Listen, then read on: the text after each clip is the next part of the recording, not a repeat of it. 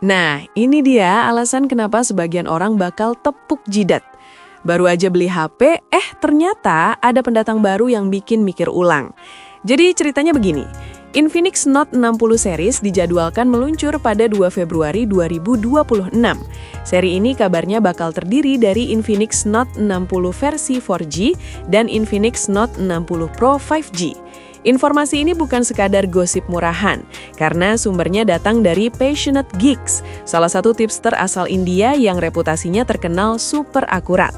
Tingkat kecocokan bocorannya bahkan disebut-sebut nyaris sempurna. Jadi kemungkinan besar apa yang dibocorkan ini bakal kejadian. Yang bikin makin menarik, seri Note 60 ini disebut bakal dirilis secara global, bukan cuma eksklusif di wilayah tertentu. Artinya peluang masuk ke pasar Indonesia itu sangat terbuka. Sayangnya untuk varian Note 60 4G, informasinya masih minim banget, jadi belum ada detail yang benar-benar bisa dikupas.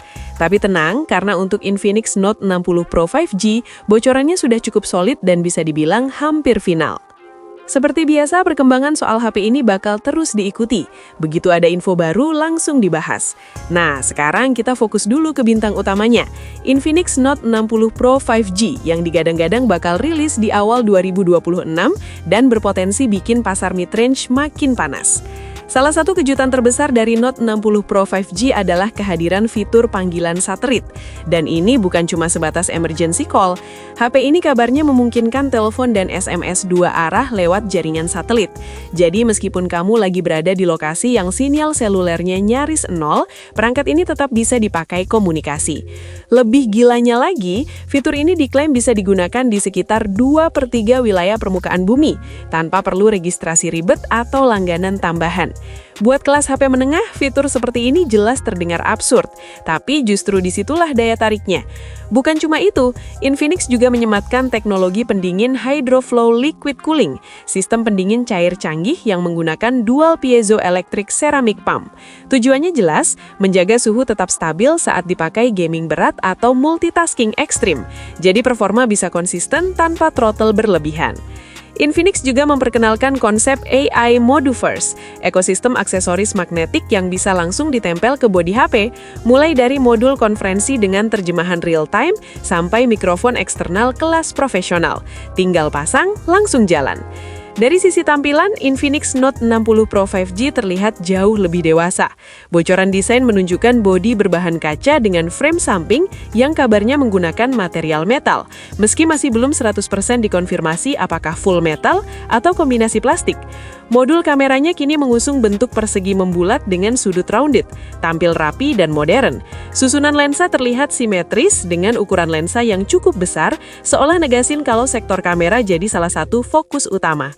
Tonjolan kameranya pun masih dalam batas wajar, jadi tidak mengganggu saat HP diletakkan di permukaan datar.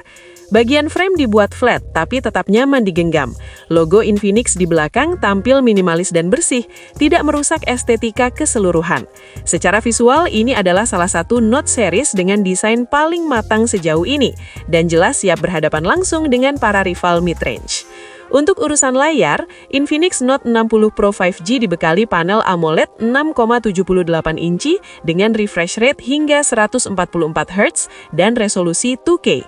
Tingkat kecerahan puncak diklaim mencapai 4000 nits, membuat visibilitas tetap optimal bahkan di luar ruangan. Dukungan HDR10+, Dolby Vision, dan Widefine L1 memastikan pengalaman streaming kelas atas, termasuk Netflix dengan kualitas tertinggi. Desain layarnya mengusung bezel tipis dan sisi melengkung, memberi kesan premium yang kuat. Secara bentuk masih mempertahankan DNA Note series sebelumnya, tapi kualitas visualnya jelas naik kelas. Ini dia salah satu poin paling krusial. Infinix akhirnya beralih ke chipset Qualcomm. Pertama kalinya dalam sejarah Note series, Infinix memilih Snapdragon 7S Gen 4, chipset fabrikasi 4 nanometer yang fokus pada efisiensi dan stabilitas performa. Memang harus jujur, dari sisi tenaga mentah, chipset ini masih berada di bawah Dimensity 8300.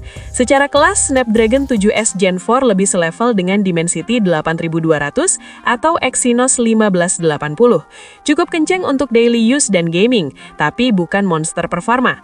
Dari data Geekbench, varian yang terdeteksi membawa RAM 8GB dan storage 256GB.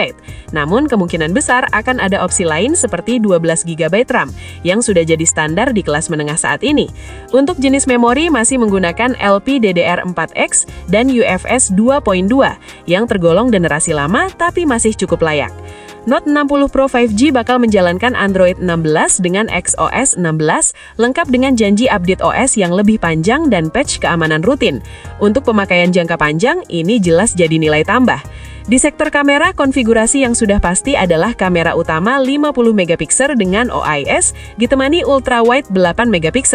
Belum ada konfirmasi soal kamera telefoto. Namun untuk perekaman video, baik kamera depan maupun belakang, sudah dukung 4K 60fps, fitur yang cukup jarang di kelasnya. Fitur konektivitasnya juga tergolong lengkap, NFC, speaker stereo, Wi-Fi 6, Bluetooth 5.4, fingerprint in display, IP68, infrared blaster, gyro hardware, dan 5G. Minusnya, HP ini tidak menyediakan jack audio dan slot microSD. Soal daya, Infinix Note 60 Pro 5G dibekali baterai 6000 mAh. Tidak hanya besar, tapi juga didukung fast charging 90W, wireless charging 30W, dan bypass charging. Jadi main game sambil dicas tetap aman, tanpa bikin suhu naik berlebihan. Memang belum ada harga resmi, tapi kalau melihat posisi seri Note Edge yang berada di kisaran 3 juta rupiah, besar kemungkinan Note 60 Pro 5G bakal dipasarkan di rentang 4 juta rupiah. Di harga segitu, HP ini bakal jadi rival langsung Redmi Note 15 Pro 5G. Kesimpulannya, Infinix Note 60 Pro 5G terlihat sebagai produk yang benar-benar niat. Peralihan ke Snapdragon, peningkatan kamera, baterai besar, fitur charging lengkap, dan dukungan software jangka panjang menunjukkan kalau Infinix mulai main serius di kelas menengah. Minus kamera telefoto memang ada, tapi secara keseluruhan ini tetap jadi salah satu opsi paling menarik di segmennya awal 2026 ini.